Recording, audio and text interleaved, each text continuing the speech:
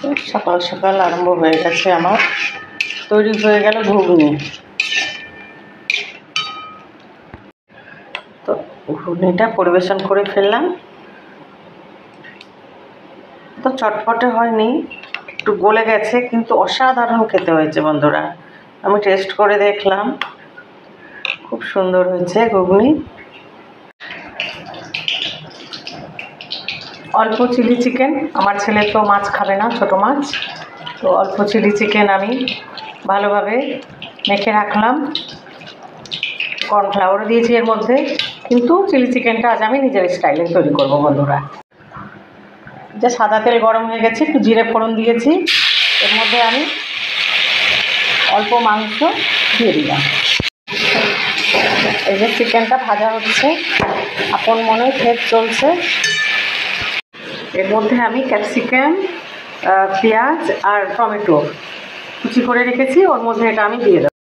এর মধ্যে আমি এই ভাজা ভাজা হচ্ছে।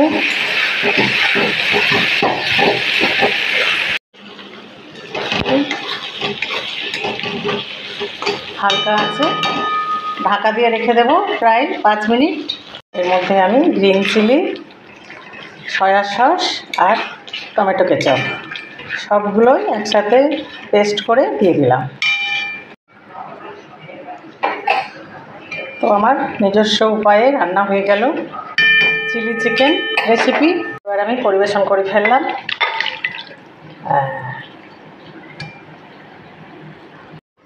এই যে পরোটার কিউবগুলো রেডি করে রেখেছি, পরোটা বেলেও রেখেছি কয়েকখানা। এই পরোটাগুলো সেঁকা হচ্ছে। আজ পুরোপুরি গমের আটার পরোটা তৈরি করছি বন্ধুরা। এভাবে প্রত্যেকটা পরোটায় তৈরি করে ফেললাম, একেবারে ফুলো ফুলো পরোটা। এই চিলি চিকেন পরিবেশন করে ফেললাম। চিলি চিকেন পরোটা আজ খাবে,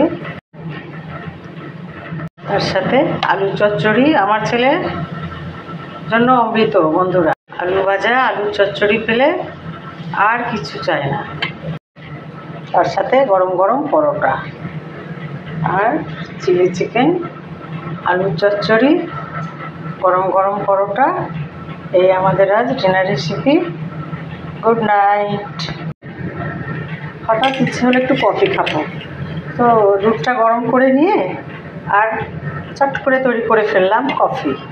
তো এই কফি